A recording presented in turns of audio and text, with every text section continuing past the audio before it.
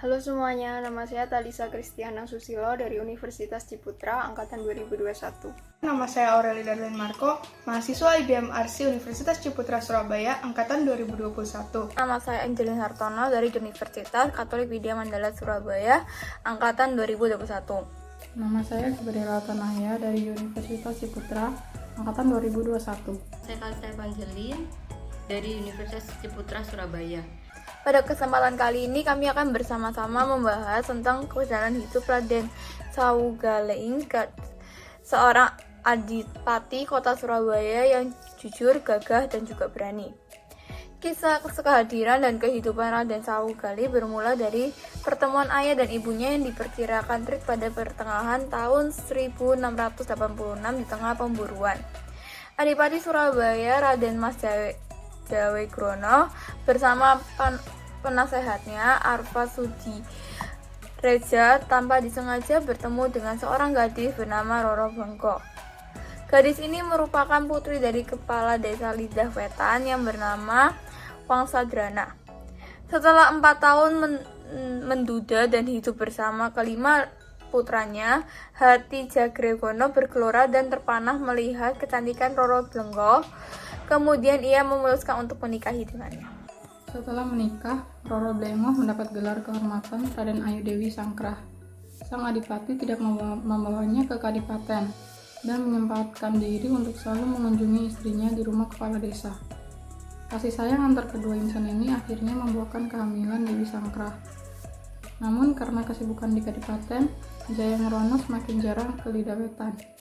Bahkan ia tidak menyaksikan kelahiran putra yang ia beri nama Jakaberek. Menurut perhitungan normal, diperkirakan kelahiran bayi yang dikenal dengan nama Saunggaling itu adalah tahun 1687.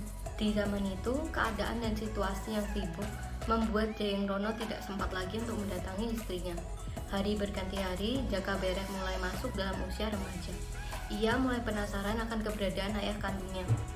Sang ibunda pun menjelaskan jika ayahnya merupakan seorang adipati di Surabaya. Jakaberek lalu meminta izin kepada ibunya untuk menemui ayahnya. Melihat kesungguhan hati Jakaberek, maka kakeknya Wangsadrana berusaha meningkatkan ilmu dan kemampuannya. Di samping mengaji Al-Quran dan taat menunaikan ibadah salat, Jakaberek juga dibekali ilmu bela diri, silat, dan kanuragan, serta tata krama. Setelah dianggap matang, barulah ia diizinkan untuk berangkat. Perjalanan Jakaberek menemui ayahnya tidaklah mudah. Ia harus menyusuri jalan di pinggir anak sungai Kalibrantas, yakni Kali Surabaya sampai ke Kalimas. Setelah menempuh perjalanan jauh, ia beristirahat di alun-alun Jontong. Ia duduk sembari memberi ayam jago yang diberi nama Galing. Karena kelelahan, ia pun tertidur di bawah pohon besar. Beberapa pemuda di sana mencurigai jika Berek adalah orang asing. Ia pun ditangkap dan dibawa ke kadipaten. Ketika diinterogasi, Jakaberek menyatakan dirinya berasal dari Lidah Wetan.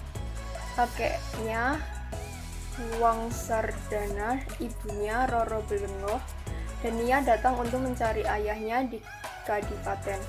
Penasehat Adipati Arya Surnedireja saat itu terhenyak. Ia ingat akan peristiwa beberapa tahun yang lalu. Kemudian sang penasehat pun melapor kepada Adipati. Jayenggrono pun terkejut dan terharu setelah melihat pemuda tampan di depannya. Jakaberek juga ingat pada pesan ibunya untuk mengenakan pakaian rapi peninggalan ayahnya di Lidah Wetan sebelum ia lahir. Suasana semakin haru dan Jayenggrono pun segera memeluk Jakaberek. Begitu pula dengan Arya Suradirejo. Tanpa basa-basi, Jakaberek diajak ke pendopo kadipaten yang sedang ramai dengan pejabat. Jayenggrono juga menyatakan kegembiraannya setelah dipertemukan dengan putra bungsunya. Namun Jakaberek kurang diterima oleh saudara tirinya yaitu Raden Mas Saungkarna. Setelah ayahnya berterus terang tentang pernikahannya di Lidah Wetan, Saungkarna tetap mempermasalahkan dan menentang kehadiran Jakaberek. Secara kasar, ia tidak setuju dan menantang Jakaberek untuk menguji kesaktiannya. Setelah meminta izin pada ayahnya, Jakaberek menerima tantangan dari Saungkarna karena sudah terlatih dalam ilmu silat. Jakaberek sangat menguasai berbagai jurus untuk menghadapi tantangan. Perkelahian 1 lawan 1 antara Saungkarna dengan Jakaberek berlangsung seru. Beberapa kali Saungkarna berusaha memukul, tetapi ia bagaikan memukul angin. Dalam sekejap, saat Saungkarna lega, Jaka Berek berhasil menguncinya. Di saat itu, Adipati segera meminta perkelahian itu dihentikan. Sore harinya, di Pendapa Kadipaten Surabaya diselenggarakan acara pengangkatan secara resmi Jaka Berek menjadi putra ke-6 Adipati Jayengkrana. 4 saudara tirinya ikut menyaksikan kecuali Saungkarna. Setelah hidup di lingkungan kadipaten, peran Saunggaling dalam jajaran pemerintahan semakin matang. Ia sering mendapat tugas pemerintahan dan mewakili Adipati Jayengkrana dalam berbagai rapat dan pertemuan resmi, baik dengan staf dan pejabat kadipaten, maupun dengan Raja Kartasura di Surakarta, serta dengan utusan Kompeni Belanda. Pertengahan tahun 1715, Adipati Jayengkrana merasa usianya sudah cukup tua. Lalu ia mengirim surat kepada Susuan Pakubuwana I di Surakarta. Isi suratnya untuk meminta pertimbangan pencarian penggantinya sebagai Adipati Surabaya. Akhirnya diputuskan untuk menyelenggarakan sayembara berupa lomba memanah dengan panah pusaka kerajaan. Pemenangnya selain menjadi adipati, juga menjadi menantu Susuan Pakubuwana I.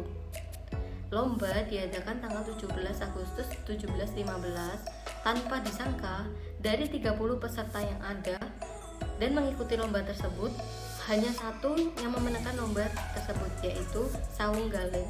Jayanegara pun senang karena yang menggantikannya bukanlah orang dari luar, melainkan anaknya sendiri.